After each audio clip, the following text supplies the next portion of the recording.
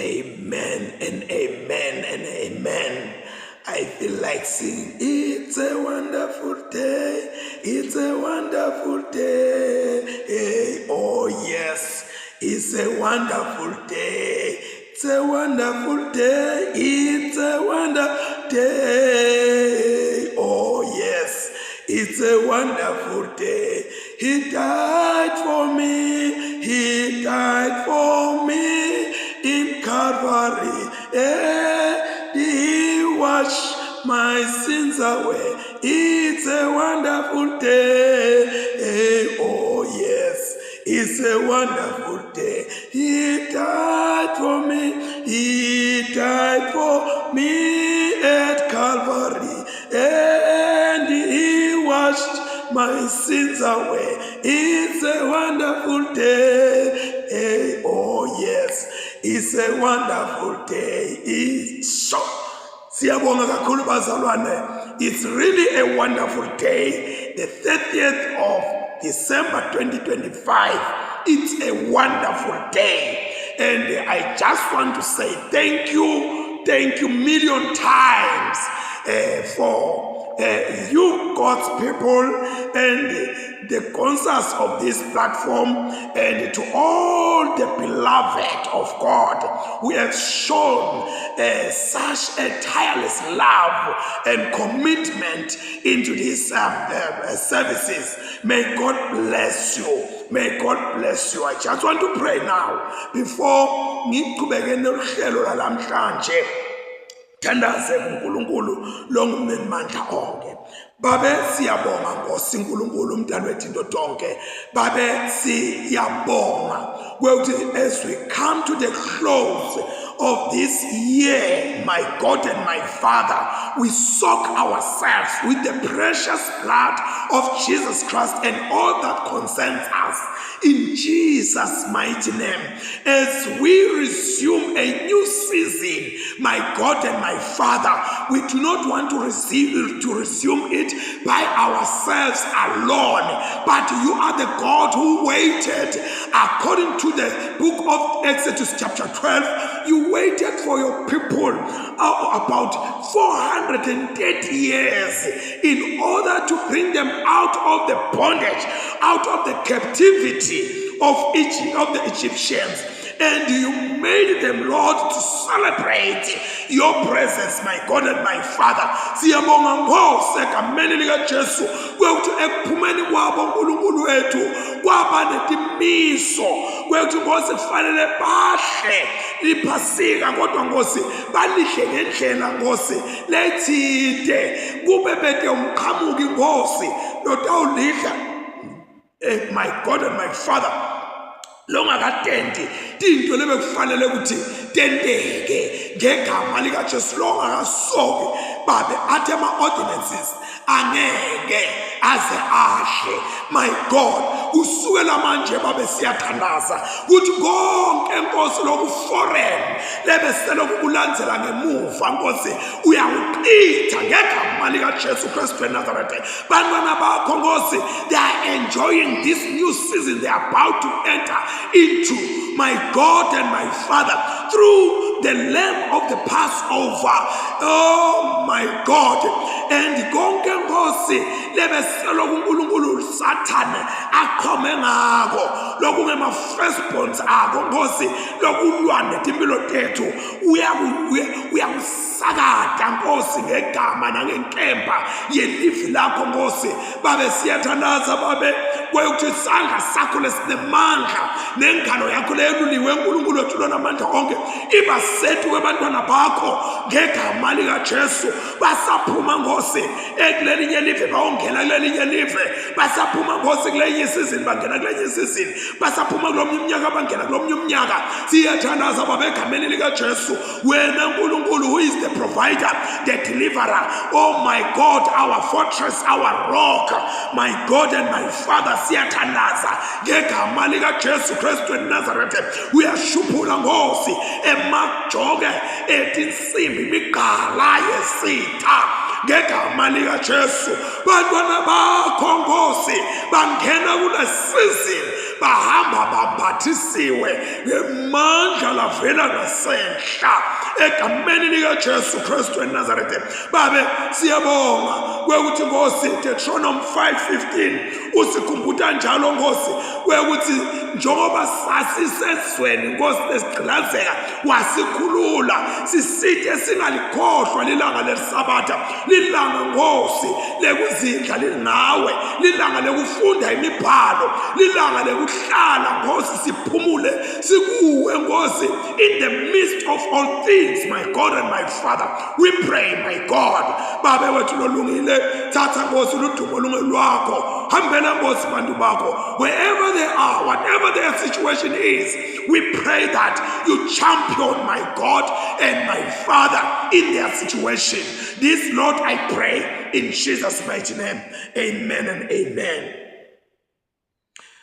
Once again, Lord, as we come to the close of the year, it is embedded upon us to say we have come together as the family in our Father's presence to offer Him praise and thanksgiving, to hear and receive His holy word, to bring before Him the needs of the world, to ask His forgiveness of our sins, and to seek His grace, that through His Son, Christ Jesus, our Lord and Savior. Once again, the heavens declare the glory of God. Let us praise and worship Him. Lord, open our lips that we may glorify and praise your name. Glory to the Father, and to the Son, and to the Holy Spirit, as it was in the beginning, is now, and will be forever. Amen. Praise the Lord. Hallelujah. At this juncture, let us call to mind and remember things we have done that's totally against God. It could be in our emotional, in our words, in our deeds, even in our negligence, as we meditate about it. Let us go deep into ourselves.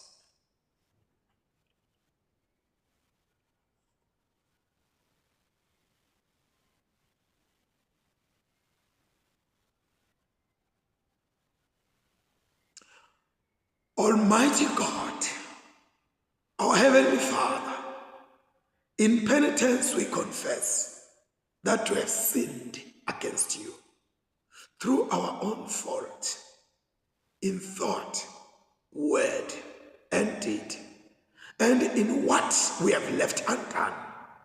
But for the sake of your Son Christ our Lord, forgive us all that is past, and grant that we may serve you in newness of life, to the glory of your name. Almighty God, have mercy on us, pardon our sins, and keep us in eternal life, through Jesus Christ our Lord. Amen. We will start with the psalm, and the appointed psalm for this morning is Psalm 89. We are beginning with verse 39 in our prayer box to verse 53. Kodwa manje sewumlahlile wamala, wamthukuthelela loqotshiwe wakho.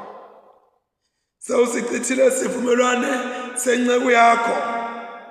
Umchele wayo uthele ngehlazo wawudzicela phansi. Utitsilitele phansi tonke tindonga, tingcabata salati tindunduma. Bonke labendlula ngendlela bayati khwanyela kuyo. Le iguquke yaba inhlekisa komakhelwane bayo. Uyente yanqotshwa ngulabamelene nayo. Wajabulisa tonke titsatayo. Nenkemba yayo ayikadli enyameni. Wayenta yehluleka ngisho nekubhekana nempi. Uyemuke induku yebukhosi esandleni sayo, wasitsaceka phansi isihlalo sayo sebukhosi.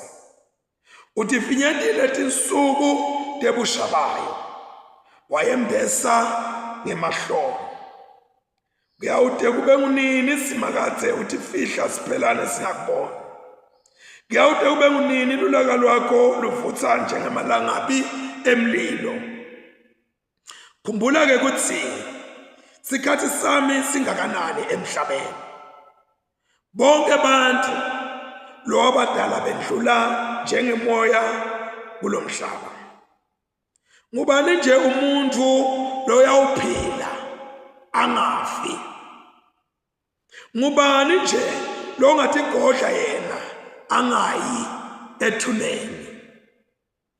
Hawu Nkosi yami, uphi kanzi umusa wakho lomkhulu lo wawubonakalisa endulo? Wenta sifungo ngawo kuDavide ngekwethembeka kwakho. Hawu Nkosi yami, khumbula uphukudwa kwenceku yakho nekuthi tive dingibhaqeka ngetinhlamba. Hawu simakathe, titsa takho tiyayihalatisa lenkosi loyiqobile, tiyayilandzela tiyibambe tiyibhaqeke ngetinhlamba. Simakathe akabongwe nanini nanini. Amen. Yebo. Amen. Akuthunyiswe uyise neNdodzana naMoya Engcwele, njengoba bekunjalo ekuqaleni kusenjalo nanyalo kuyakuba njalo ekugcineni nanini. Amen. The first scripture reading is from the Old Testament, written in the book of 1 Kings, chapter 17. We are beginning with verse 17 to verse 24. 1 Kings, chapter 17. We are beginning with verse 17 to 24. Excuse me. Kwathi ngalelinye ilanga lendodzana yalomfelokati labe ngumnikati walomuti yagula. Waqhubeka kugula emalanga ngemalanga. Kwathi mathe kwefika lapho lo mfana angasaphefumuli khona, lo mfelokati wakhuluma ku-Elijah wathi, ngoneni kuwe muntu waNkulunkulu, kanti lapha kami udele utawungikhumbuta sono sami ubulale nendodzana yami. Elijah waphendula wathi, letha lapha lendodzana yakho. Wayithatha etandleni talomfelokati wayigona, wakhuphukela nayo ekamelweni eliseduze lapho abehlala khona. Wayilalisa embhedeni wakhe, wase uyakhala kusimakathe othi wathi, awu simakathe Nkulunkulu wami, sawubehliseleleni lobubi ethi kwalomfelokati lese ngihlala kakhe ngekubulala lendodzana yakhe. Welula imikhono yakhe ethi kwalomfana. Kwaze kwaba kathathu Solomone aphinda amemeta usimakathe athi, awu simakathe Nkulunkulu wami, buyisela umphefumulo walomfana kuye. Simakathe wakuva kukhala kwa-Elijah. Umphefumulo wemfana wabuyela kuye waphila. Elijah wamthatha lo mfana wehla naye ekamelweni lelisedumo wamnikisa endlini kubo. Wafike wamnika unina wathi kulonina, buka-ke umfana wakho sewuyaphila. Lo mfelokati wathi ku-Elijah, manje sengiyathi kuthi ungumuntu waNkulunkulu nekuthi livi lasimakathe leliphuma emlonyeni wakho liliqiniso. Siphela lapha isifundo sekuqala. Isifundo sesibili siphuma eTestamenteni Elisha, sibhaliwe encwadini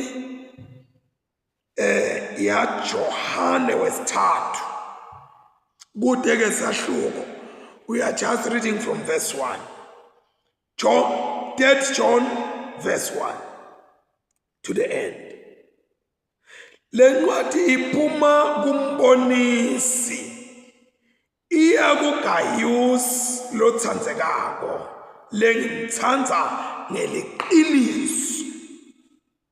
Wena lothandzekako ngiyakhuleka ukuthi konke kuhambele kahle nekuthi uphile kahle njengobe ngathi ukuthi uyaphila emphefumulweni wakho. Ngajabula kakhulu nakufika labanye bazalwane bafakaza ngekuthi misela kwakho eqinisweni njengobe uhamba eqinisweni. Ude ujabula lengingaba nako lokwenqa lokho kuva ukuthi bantu abami bahamba eqinisweni. Wena lothandzekako ukwenta nekwethembeka konke lokwenta kubazalwane, ikakhulu etihambeni labafakaze ngeluthando lwakho ebandleni. Utawube wente kahle ngekubahlinzeka ngako konke labangahle bakudzinge. Ngiko lokho lokufanele lokufanelekile emsebentini waNkulunkulu ngobe baphuma egameni laKristu bangathathi lutho kulabangakholwa kuye. Ngakho-ke sifanele kubasita abantu labanjalo kuze sibambisane nabo emsebentini weliqiniso. Ukhona lengakubhalela libandla, kodwa ke Diotrephes lotsandza kutibeka embili uyala usemukela.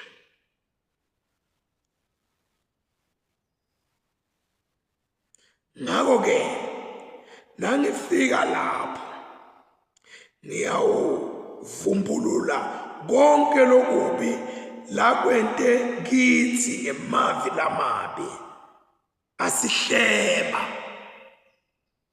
kodwa lokho akumenelisi ngobe ujinge angabemukeli bazalwane nalabo labafuna kubemukela uyabavimbela abanqume nasebandleni.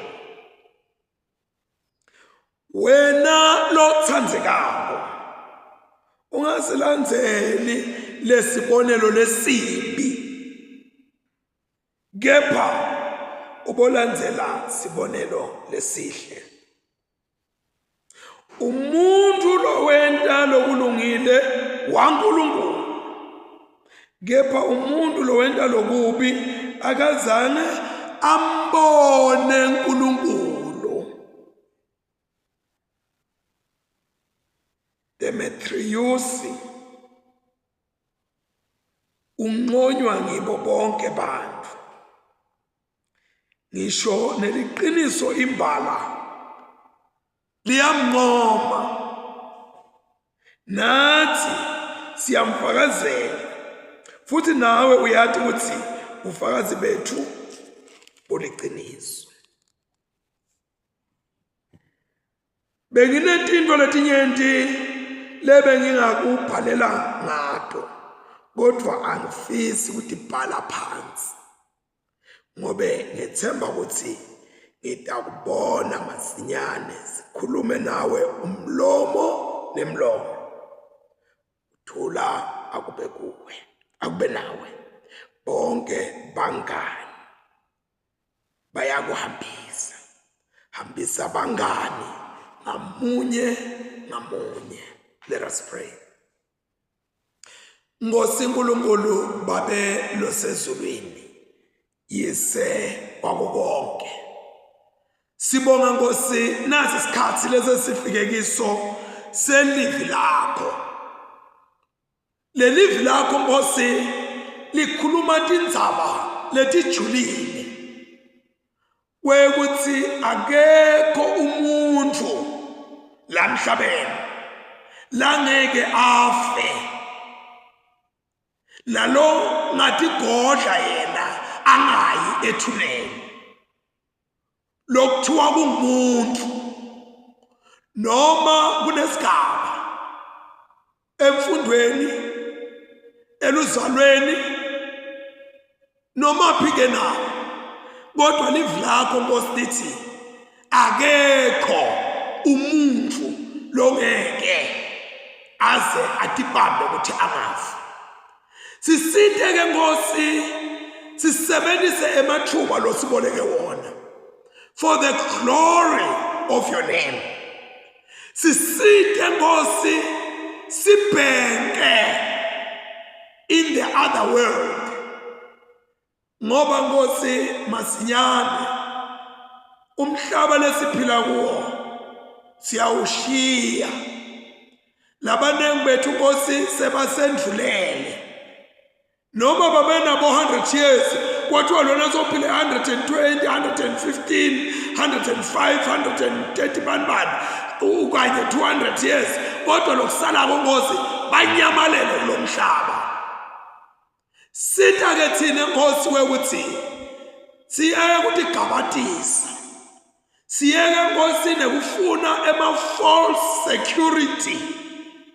Kunengosi lesibekile kwaba ngama-security, not so bad at all, but when we lack the true security, sibantu bekulilelwa. Nkosi Nkulunkulu babekile labanye bo-life insurance, babeka bo-funeral benefits, babeka bo-healthy what, babeka loka naloka. Nkosi leto tinto leto tiyaphela, tiyashabalala. Bekungaba kuhle Nkosi kwekuthi sikhumbule kwekuthi la mhlabeni Nkosi siyendlula, noma ke labanye bathi hayi ngitawundlula ngiye kubakithi lasemalala ngiyojoyina bokhokho bami ngiyohlala nemandloti kuyoba njani. Leyo imfeketho Nkosi lesingakayiboni ibhalwe phansi yaqaqa, kodwa Nkosi lokubhalwe phansi kwaqaqa nalelivi lakho Nkosi lelisitshela ngawe Jesu, kwekuthi weda emhlabeni kwakuna Herod the Great. Herod the Great, who was great in rulership, who was great in building as an architect, who was great in administration, who was great in politics, who was great in cruelty. You were born in that time. Babe, siside, siyeke Nkosi kuti bambelela ngetintfo letilide. Sifune wena, sihlale nawe, sihambe nawe. Ludumo lonke ke babe lutakuwe ngaleyo ndlela. Thatha Nkosi tibongo tinge takho, sisatothi hlwabula kancane Nkosi evini lakho. Siyathandaza thi Nkosi chino sabele mbili ngaKristu Jesu Nkosi manje naphakade. Amen. Siyabonga kakhulu bazalwane.